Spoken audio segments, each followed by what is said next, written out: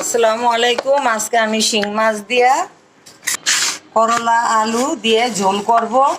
আপনারা দেখুন, আমি মাছটা কাটা দেখাইতে পারিনি, পরিষ্কার করে নিচ্ছি। মাছটা ভেজে রান্না করব, আমি দেখাবো আপনার। এখন আমি করলা কাইটা নিব, আলুটাও কাইটা নিব। আমি এই যে করলাটা চিকন চিকন করে কাইটা নিছি, আলুগুলিও কাইটা নিছি। এখন ধুইয়া পরিষ্কার করে নিব। আমি মাছটা এখন লাল লাল করে ভেজে নিব।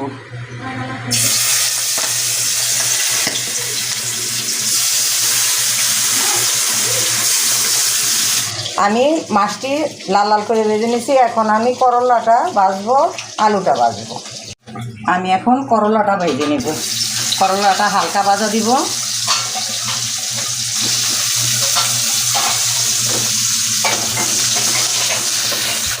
এই যে আমি আলুটা ভেজে নিচ্ছি। এখন আমি নামাই দিলাম, তরকারিটা বসাবো।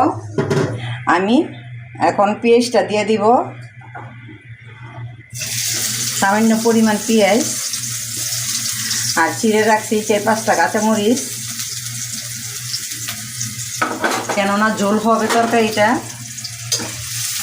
গরমের ভিতরে ঝোল খাওয়ান ভালো, মনে করেন মাছের ঝোল আরও তিতো দিয়ে ভালোই লাগে। আপনারা বাসায় কইরা খাবেন, আমাকে কমেন্টে জানাবেন। এই যে আমি এখন তরকারিটা দিয়ে দিব পেঁয়াজের ভিতরে। হলুদ, ধনিয়ার গুঁড়া, সামান্য মরিচের গুঁড়া দিয়ে আমি হালকা একটু কষাই নিব। ঝোলটা দিয়ে দিব। এই যে আমি এখন ঝোলটা দিয়ে দিব তরকারি।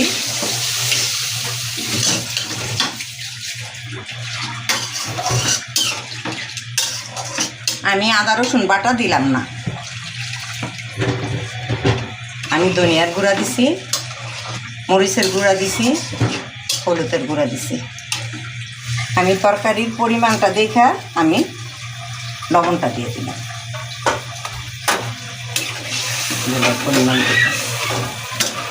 আমি দেখবো এখন তরকারিটা হয়ে গেছে নাকি। সিদ্ধ হয়ে গেলে নামাই দিব। হ্যাঁ, হয়ে গেছে তরকারি। এখন আমি মাছটা ঢেলে দিলাম।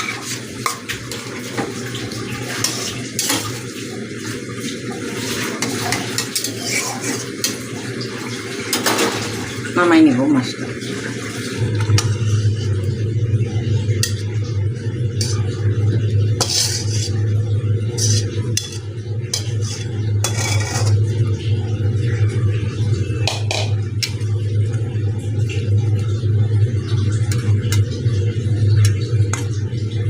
তরকারিটা খুব সুন্দর কালার আসছে। এখন আমার বড় ছেলের বউ খাবে, বৌমা খেয়ে বলবে কেমন হয়েছে।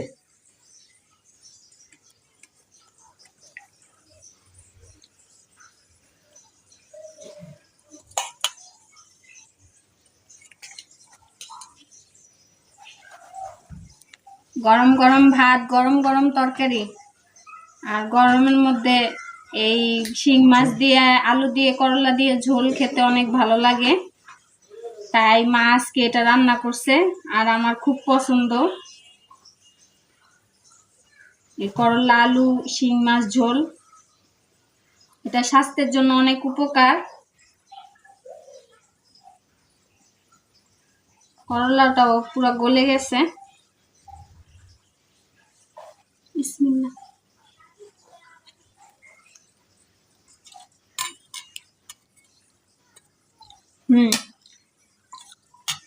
অনেক ভালো হয়েছে।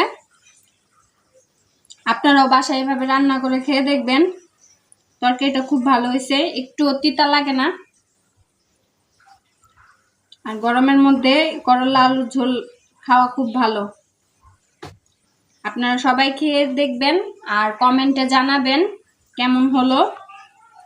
আর আমাদের চ্যানেলটার পাশে থাকবেন, লাইক কমেন্ট শেয়ার, এবং চ্যানেলটা অবশ্যই সাবস্ক্রাইব করবেন।